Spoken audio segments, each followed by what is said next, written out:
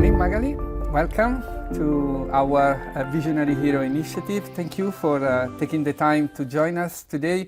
I really look forward to exploring with you a little bit of your world of sustainability. So if we can just start with really who you are, what's your name, the company you work for, and then maybe I have some more personal questions.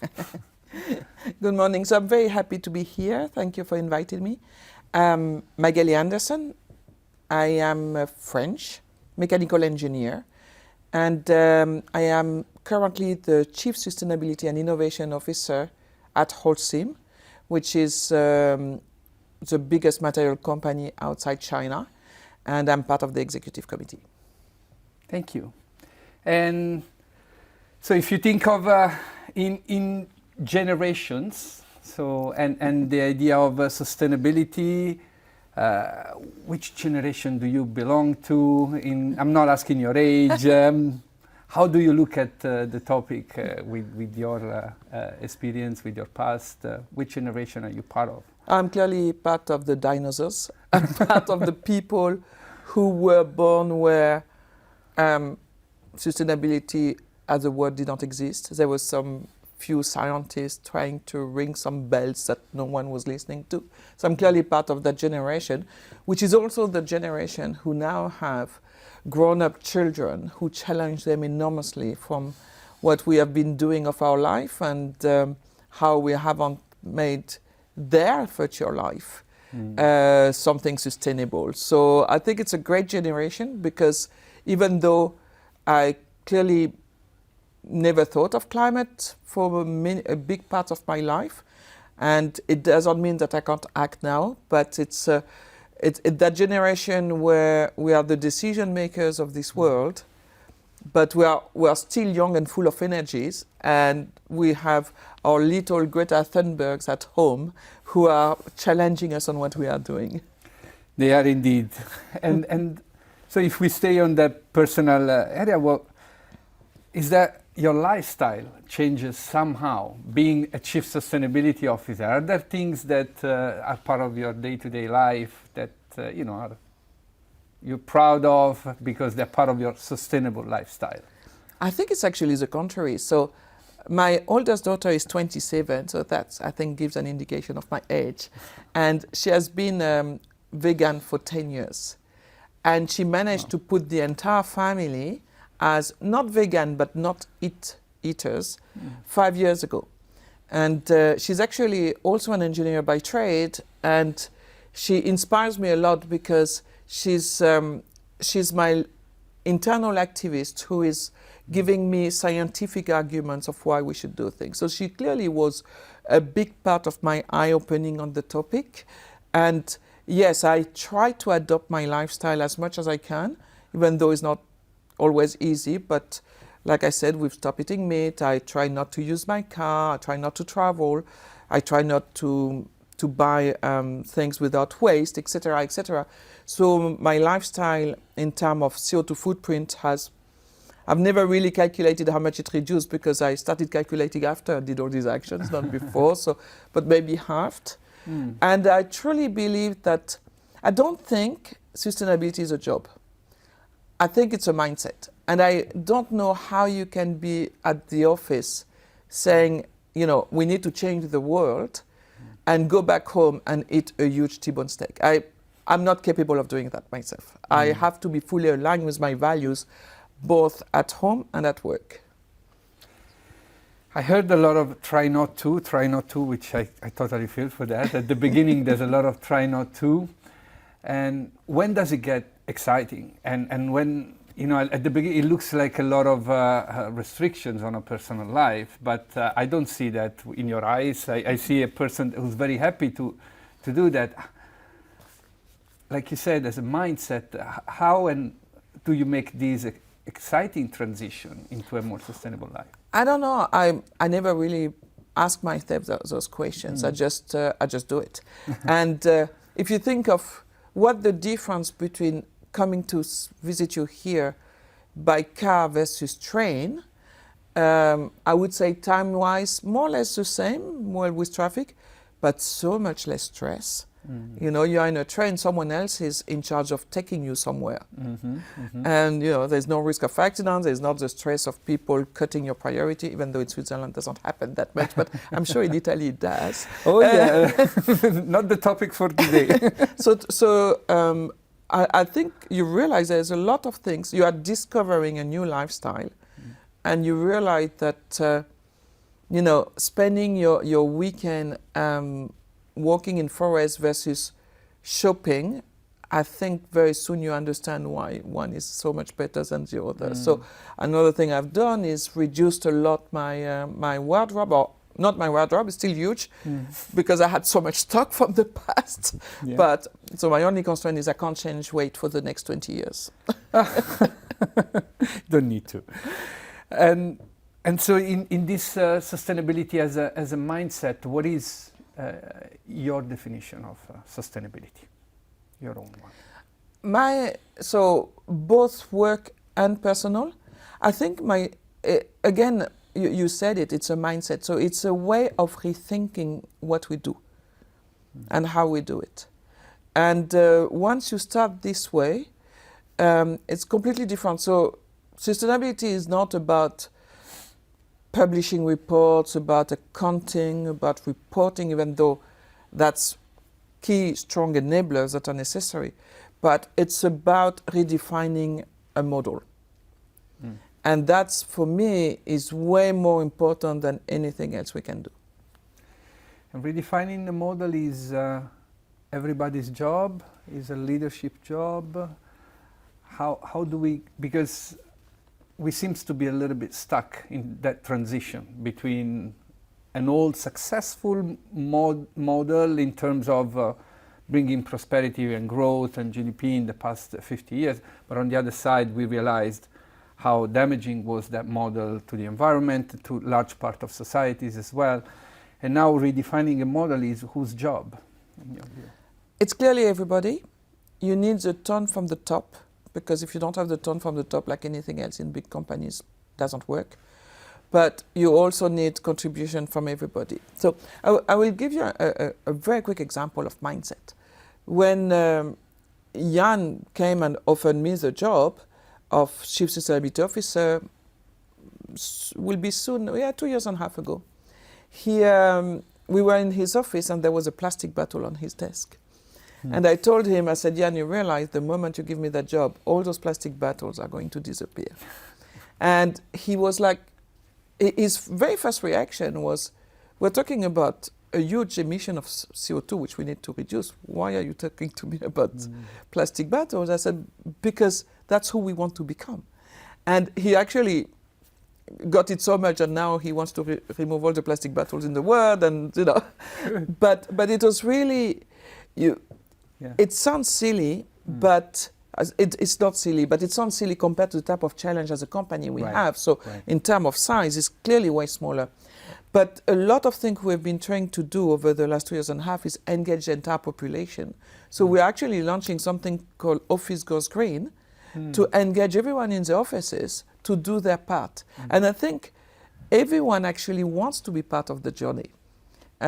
When we came out with our net zero pledge 1.5 years ago, we got an incredible feedback from our people, and so positive from everybody, because we were giving a new purpose to the company. And absolutely everybody wanted to be part of it. So what we have done by doing things like Office Goes Green, it's really engaging everybody, the ones that are typically not part of that story usually. So now we want everybody. So I think if you don't have the tone from the top, you can't do it, because you can't change a business model without the approval of the CEO. I think it's pretty obvious.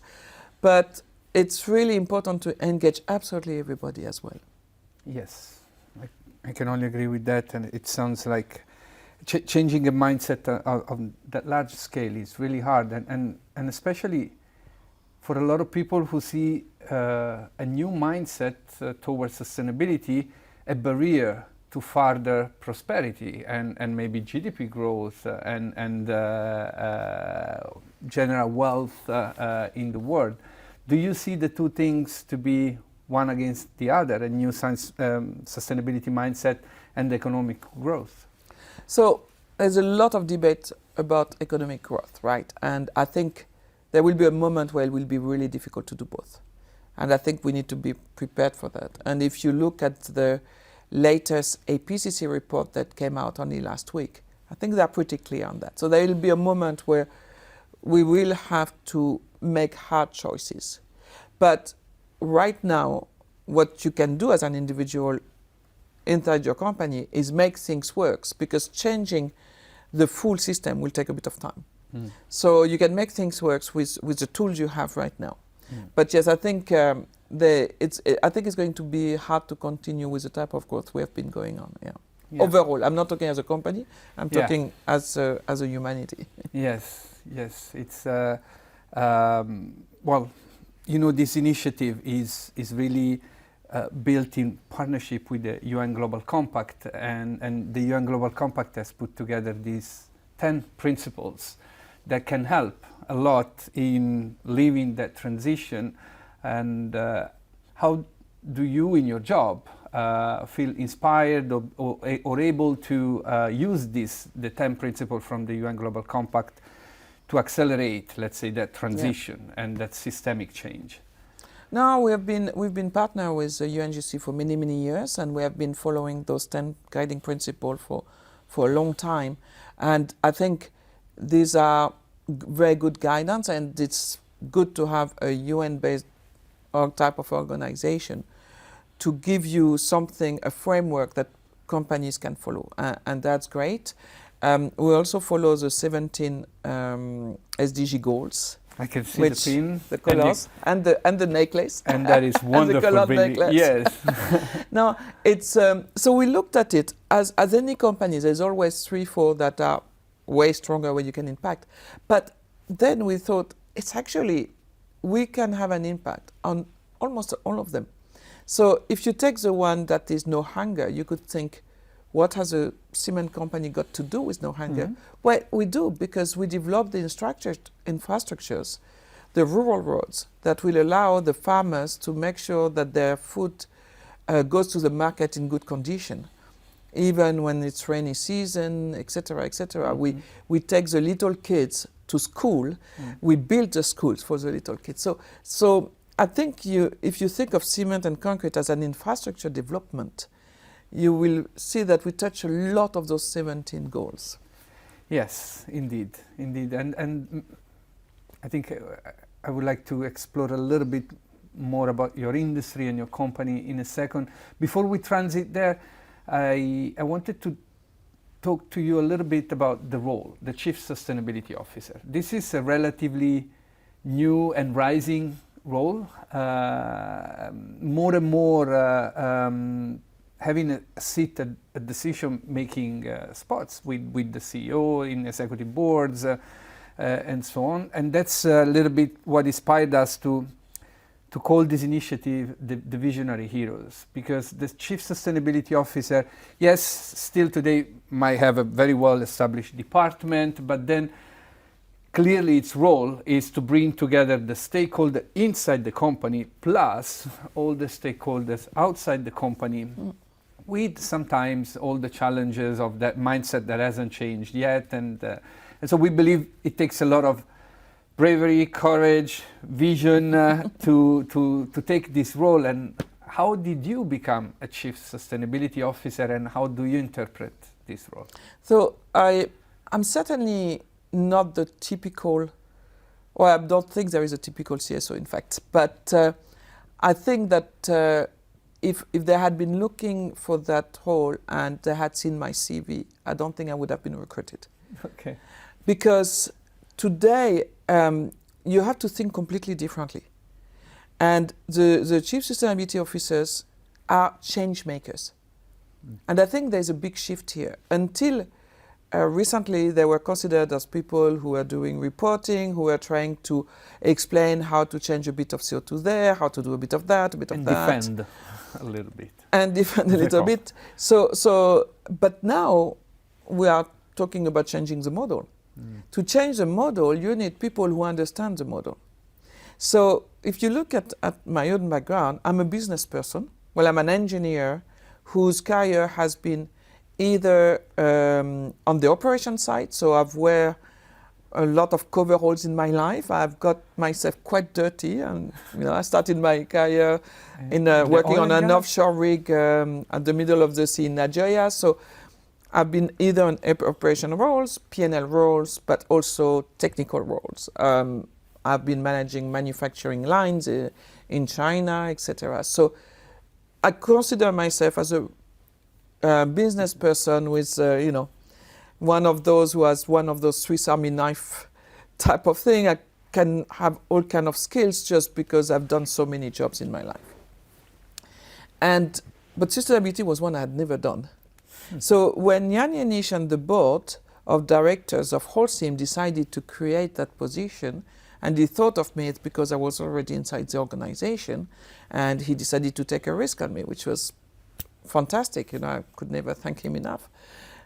And who I am, if I had to define myself, I am a business person who has done all kinds of jobs and have a passion for sustainability. So what that means is that when I try to implement change, and I'm at the right level, I should have mentioned that. I'm at the right level. I'm at the executive committee, which means that I'm part of every single discussions that happens on investment, on strategy. I'm there. So what all of that means is that when I discuss with operation people, when I want to implement change, I know exactly how the people on the other side will think because I was in their shoes not that long ago. So I know how to sell my changes. I'm not just the expert who is, the bad guy on your shoulder in the cartoon who is here saying, you should send CO2, you should send CO2. It doesn't work. I know how to make it look like something they really want to do. And I think that's the type of profile of CSO, in my opinion, of course, because it's my profile.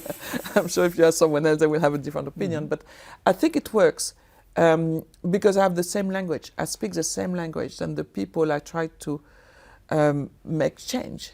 Can you give me an example? Now you make me also curious in your life. I mean, every day I can see how you are doing that job. Every meeting, every day, every project. Is there one in particular that makes you? If you think about it, the people who will have to implement the change will be the operation people in the countries. Yeah. They're the one running the show, right? They're the ones paying my salary, by the way. And these people, the worst thing you can do to them is to give them an objective that is not aligned with the other objectives they have. Because it goes back really to the day-to-day work and motivation and making decisions, and why would you choose one decision or another, especially when you still have a choice, and aligning those objectives together.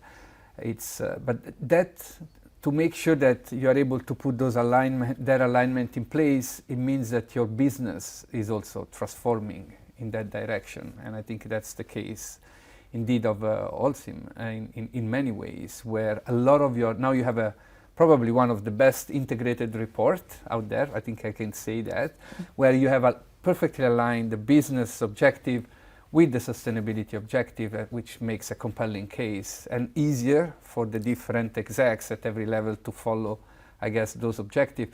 Still, the technical part of that change, and I think this only makes it even more exciting, has to do with, it's not just change in behavior, it's also change in adoption of innovation and new technologies. Is that something also, personally I would say super exciting in the business, something that it's in your title, Chief Sustainability and Innovation. How do you bring the two together? Is that... Well, I think in the industry, and particularly in the so-called hard-to-abate, which I prefer to call full of opportunities sector, you have to mix both.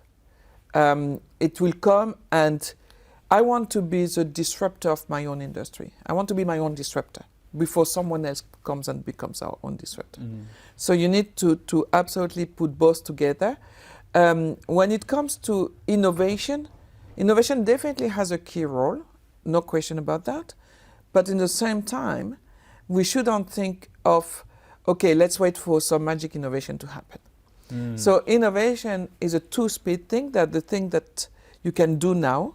And one of them is our famous green range of concrete called EcoPact, which now has its sister or brother called EcoPlanet in cement, which we have deployed in all our markets. And that is something that's coming from innovation, obviously, but that's something that is ready now. We are selling now. It's on the market now. We even took a target of being at 25% sales of EcoPact by 2025. But the other innovation, which might require more work and will come later, we also need to work on it because we need to prepare the future. And there we work with a lot of startups, we work with a lot of ventures, we do hackathons, we do accelerator. I always love to put cement and hackathon in the same sentence because most people would not associate those two words. But I think it's very important to understand that you can't wait for the magic innovation. I mean, again, I've only mentioned the IPCC report once, I will mention it a second time. It's telling us we need to act now, we don't have time. So we have to be a little bit careful on that for innovation. It doesn't become an excuse for current inaction. Right. That makes perfect sense. I think an innovation that has transformation at its core, and I think there's a recent book, that Net Positive, that is talking about transformative partnerships, and where you use the companies getting together, but also with startup ecosystem, as multiplier of impact. Not the partnership where you're looking to more linear synergies, but rather multiplier of effects. And I think that's where innovation, we cannot afford the 25-year cycle of solar panel or wind tower to become scalable. We don't have 25 years. So I think what I'm taking from what you're saying is we need innovation that is based on action and perhaps really exponential impact and change. But also when you talk about partnership, myself, I look at partnership not just on an innovation point of view, but more than that on a way we define business. And this is where the business model need to change. So for many years, cement companies have been selling volumes of products, which was quite often commoditized. So we need to change that to sell performance of products.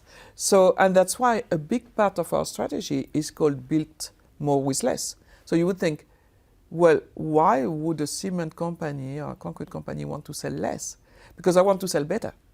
And this is what the shift I was talking about when I say you have to rethink the model. So today, we talk a lot about CO2 per ton of cement or cubic meter of concrete.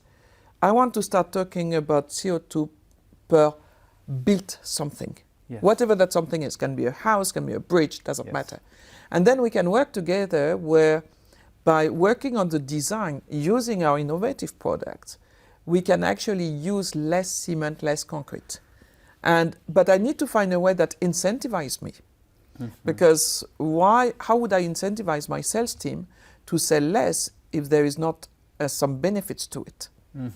And this is where we need to work with the full value chain. We need to work with the designers, with the construction companies, on how we can help them with our innovation to build more with less and find the right incentive schemes.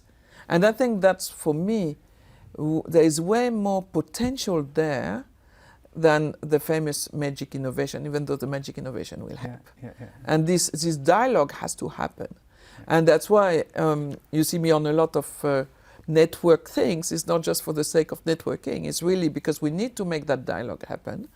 And the good thing is we all have the same goals. My scope 1 is their scope 3. A lot of my partners have a scope 3 target and they rely on me to help them reaching it. So that dialogue is starting to happen. And this is, for me, in terms of future, way more potential, and we can do it now. I mean, we can design things differently today. I think you haven't used the magic word, but you're describing a circular model for building and constructing in general. I think according to the Circularity Gap report, the world is miserably only 8.6% circular today, and it even went down from 2 years ago when it was 9.1. So there's a huge opportunity out there. It's what 91.4% of the world that is not circular, and we know that a lot of that non-circularity is actually construction material. But what you're describing is designing a new systemic solution for that. So I haven't talked about circularity yet, because we were talking first about the spirit and the mindset, etc. So if we go to the more technical part on how we're going to do it, circularity is an absolutely critical driver. And so today we recycle about 54 million tons of waste. That makes us one of the biggest waste treatment company in the world. And it's something we've been doing for a while. We have even an organization called GeoCycle entirely dedicated to do that. They've been existing for more than a decade, so it's not something we started yesterday. It's a key driver. And in the build more with less, this is exactly where circular economy is so important. So there's different things. We use waste to reduce the CO2 of when we heat up the kiln, so to replace fossil fuels. Mm-hmm. So that's a big part of the waste we use, and we already have some plants where we have replaced 100%. And that's about 30% of our total emission. The other waste we use is what comes out of that huge oven called kiln, is something called clinker. Mm-hmm. And the mixing of the clinker with something else becomes cement. So we have clinker sometimes with like almost 100% clinker content in cement, but at group level we're at 70%, and we have some with just a few percentage of clinker. And this usually is byproducts from other industries. So we have all this recycling we do already in our product, but we could think further. And one of them is what we do with construction demolition waste. And here you have a true loop. So I make cement, that cement becomes concrete, that concrete becomes an infrastructure of some kind. And when this reaches ends of life, I grind it back and put it back straight in my cement. Wow. And that's called Susteno. It's a cement that you find here in Switzerland, and only in Switzerland, because the norms today does not allow me to do it anywhere else, to put my construction demolition waste straight in my cement. We're working on the norms with EU, and it should be allowed at the end of this year. Okay. So normally we will be ready to really expand it. We took a target of using 10 million tons of CDW by 2025, and last year we used 6.6 million tons.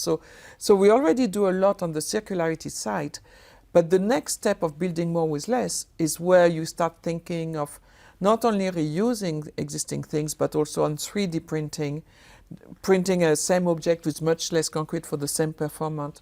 You think of reusing concrete that has been used before, how can you reuse it, etc. So I think the circular model has to happen. I mean, today, the construction industry at large is about 40 billion tons of material per year. OECD said it's going to double in the next 10 years. It just can't continue that way. So that's it's absolutely central in everything we do. Yeah, indeed, the future of materials in general will look profoundly different from the way we have conceived it today. And I think construction industry is so much at the heart, so many opportunities, like you said, moving away from having to sort of mine the material and sources all the time for the project and being accountable for the material itself, moving into the solution, the building. What are we building, rather than how much of this material it takes to build? And today, that's where norms have to evolve. I talked about Susteno, but the other thing about Switzerland is that landfilling is not allowed. And so the waste streams are really well managed because that waste needs to go somewhere. Yeah. And we are demanding waste. We want waste. I need more waste. There's a new term called urban mining. Urban mining, that's really my famous CDW, construction demolition waste. But I agree, it's a great word. But overall waste, there's still a lot of countries where landfilling is easier and cheaper than trying to do something with the waste. And that's the type of norm that needs to evolve. Yeah. And we want it to evolve because I need everybody's waste, and I can use everybody's waste, either directly in my cement, or in my concrete, or in my aggregate, or in my kiln to heat up. Give me your waste and I will do something with it. I mean, in all your answer, we moved from having to go and help the EU changing the norms, and then doing an hackathon with the young students, and then convincing your exec team to. That's exactly the type of complexity we had in mind when we think of a chief sustainability officer. That's why I talked about the Swiss Army knife, right? I am a Swiss Army knife. Right. I need to be able to do everything. Wow. So, and that's the reason why I truly think a multi-skilled person, and there exists the majority of people who have been running business are multi-skilled. You don't run business without being multi-skilled. These are the people that certainly, in my opinion, can change things. Of course, my team is full of super experts. You need a super expert. But the super expert might sometimes be missing the business vision of how to transform things. And it sounds like a very promising, complex job, the CSO. And any recommendation you would give to maybe your daughter or the new generation that is now entering the job market as an inspiration for them from the job that you do? So the way I look at what I want to do, I consider my life, or I look at my life as where can I have the most impact? I think the word impact is absolutely key, and we haven't used it yet. And, you know, Holcim as a company, we emit roughly 150 million tons of CO2. Every percentage of reduction I manage to make is 1.5 million tons. That's incredible impact. So I always, if I could give a word of advice, is think of impact. Yes. As a person, considering your skills, your personality, your passion, whatever, whoever you are, whoever defines you, where is it you can have the most impact? And that's why myself, I work on the area where I think I bring something. And which is why I do a lot on the gender diversity world as well. Those are the areas where I feel like I can have a big impact, the biggest impact possible. And so it takes that. It takes, you mentioned a lot of words earlier, which I'm not sure I wouldn't be a bit of arrogancy to take them for me, but I think it does take courage, it does take passion, it does take, it's not that people are against, it's not that there is opposition, it's more that you are taking people outside their comfort zone. You are trailblazers, so you are going to avenues that no one has been before. And there's a lot of people who are pretty hesitant with that. They would prefer to see other people doing it before them, right? And this is really where you need to reassure people that you know what you are doing, even though you have no clue. No, I'm joking, of course. You kind of know. Fair point. But, you know, it's a famous bag, BHAG, which was so popular some years ago, which is a big, hairy, audacious goals. It actually says, if you have a goal where you know more than 70% of how you're going to do it, then it's not audacious enough. And I think it's really becoming the words of the people. That's why you talk about visionary people who have that vision. We know it's going to take us outside the comfort zone. We know a lot of people, we think it's absolutely impossible, but we just go for it. Yes, yes. And yes. and I think we found the courage and the vision to set a great objective for 2050 as a world. I think the whole net zero is one big, I would call it one big experiment for the world to have such an important mission and common vision in 2050. I am terrified sometimes and excited at the same time, thinking of 2023, 2024, 2025, and 2030, the action part. How do we take the big elephant and start working on a year to year? And if you think of the world and the situation, and by the way, the 17 development goals, because the climate change is absolutely important and the mission are critical, but there are interconnected other 17 important goals to achieve. When you think of the status of the world, what would you say, okay, we really have to accelerate on this area or this area in the next year or the year after. Let's take a 2025 horizon. What are the major things that the world need to get done? I mean, I'm actually not sure I'm the best person to talk about that. Like I said, that will be the third time now I mention it. The IPCC report have been giving some very, very strong indication of where we can start working tomorrow morning. Yeah. And I think we just need to follow the science. That's all I would say. For me, what's more important than anything else, and it's not just because I'm an engineer, but science has to drive everything. The scientific knows what's happening, they know how to do it. They might not always have the skills of communicating and implementing business change, and this is where you need those collaboration, but we need to follow the science. And the science is super clear on what we need to do tomorrow morning. And that's why, for me, it was very important when I took the job to align with someone like Science-Based Target Initiative. It was very important to work with SBTI type of organization so that we do define a roadmap to 2030. Now we have it to 2025. With our climate report that we just issued last week, we are looking at the details year after year. So we all have to move together. But the good news is there's so much pressure, and because everyone wants to do it, this is where the people will become a bit crazier and taking a bit more risk on the business side. I mean, we don't want them to take more risk with the climate.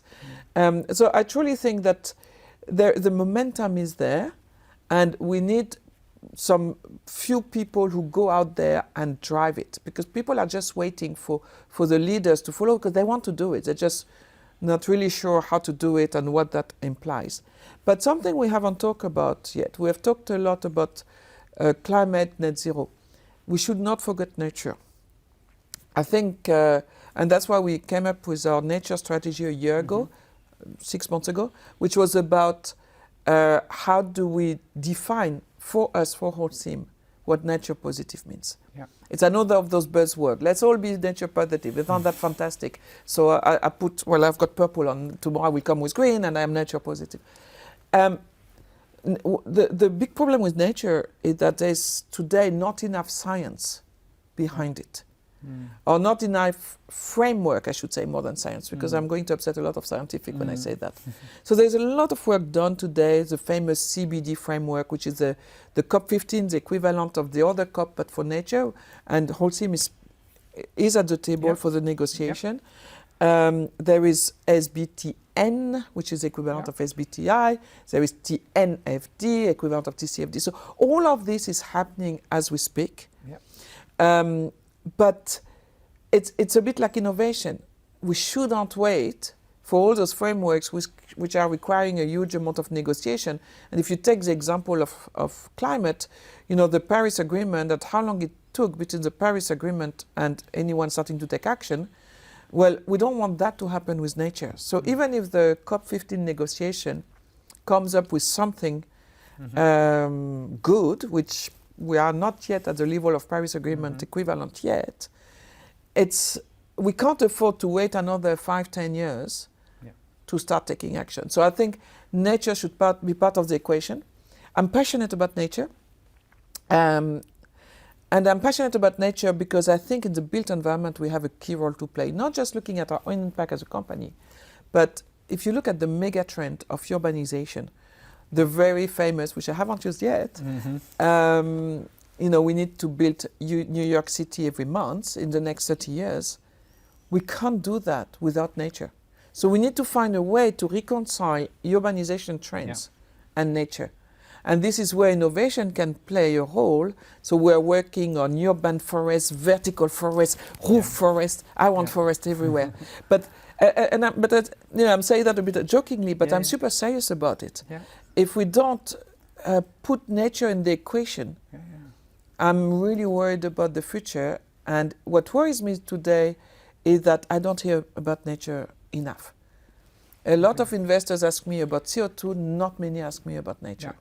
And actually we had last year a groundbreaking report from the Dasgupta review that it was the first big attempt to create even a natural capital accounting system Yeah. and start thinking, okay, as nature in terms of assets to put in the balance sheet, and then the job, I always remember the example of how much is worth the job of a bee every day, how much is worth the job of a tree every day. We have an economic system today that does taking it into account this daily job that nature is already doing to sustain life as we know it.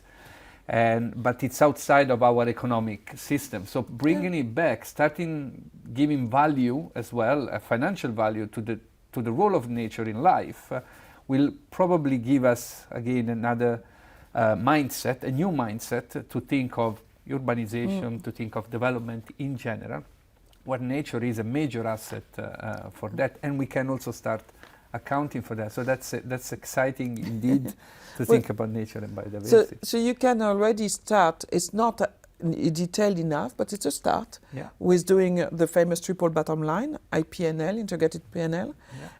So we've been issuing ours since 2014. It gives you at least an indication of where at the company you can start working. It's not good enough because it doesn't count the bees and the salary of the bee, because we all take nature as a free resource for granted, which is obviously something that shouldn't be. But it's a start. And it sees at least where are your pain points and where you can have impact again at the company. Yes, Magali, I think we are slowly, just for time constraints, gravitating toward the end of this conversation, but indeed I will spend much more time with you around these so important keywords like impact, circularity, emission, climate, and all the other we have been mentioning. Is there another question that I did not ask you, but is very important to think of before we end this interview? Well, there's a huge part, and which is social and people. And I think the three topics, climate, nature, and people, have to be entirely interlinked. Because I mentioned urbanization trends. You know, sometimes I hear people saying, we should stop building, or we should stop construction, we should stop cement. But today there's 1.2 billion people who don't have a house on their head. And we need to solve that as well. And we need to think of the well-being of people of the future construction. For example, we built a 3D printed school in Malawi. So the walls took 18 hours to build. Of course, the rest of the school may be a bit longer, but there's a gap of 40,000 schools in Malawi today. There's a gap, like I said, of 1.2 billion affordable houses. So we are working on that, and this is where, would you think of 3D printing in Malawi? Maybe not, but it's a way to accelerate how to close those societal gaps.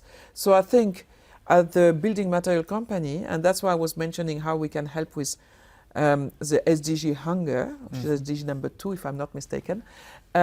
It's really to make sure that, like I said, kids can go to school, farmers can bring their product to the market, etc., etc. So the social part has to be absolutely embedded in the discussions as well. And maybe one last question, Magali. Is there a specific role you think women will play in helping us transiting into this new mindset and into a better world? Well, I don't like caricature, right? I don't like to say women are better at this and men are better at that. But in general, women are usually closer to thinking of well-being and the future of humanity than men. And I think that's why we see a lot of women in sustainability. And it's great because maybe we haven't reached yet the type of diversity that I would love to see, and maybe sustainability is a way to bring diversity inside the discussion, yes. Yes. Thank you. Magali, of course, you have a visionary role, an incredible drive and enthusiasm and professionalism and experience. And so when you look at your next 100 years of impact on planet Earth, and you look back on what you have left behind, what do you think, what do you envision that legacy to be of Magali? Yeah, Sometimes I think about it. I think if I was on my deathbed, what would I like to be able to say? So, well, I need obviously to say that I would love to be able to say that my two daughters are super accomplished, but accomplished on their own way, meaning they're happy in what they do and feeling good. But on the climate, I think what I would like to be able to say is I've changed the way of thinking of an industry, and that's what I'm trying to do now, but that I've created an army of internal activists.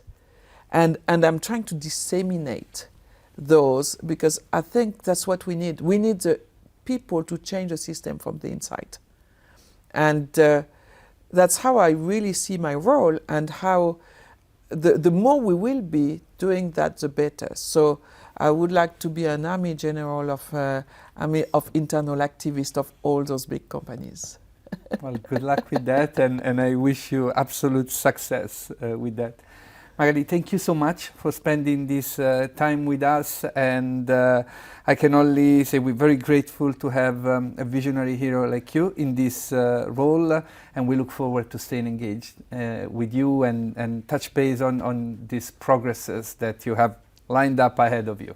Thank you very much.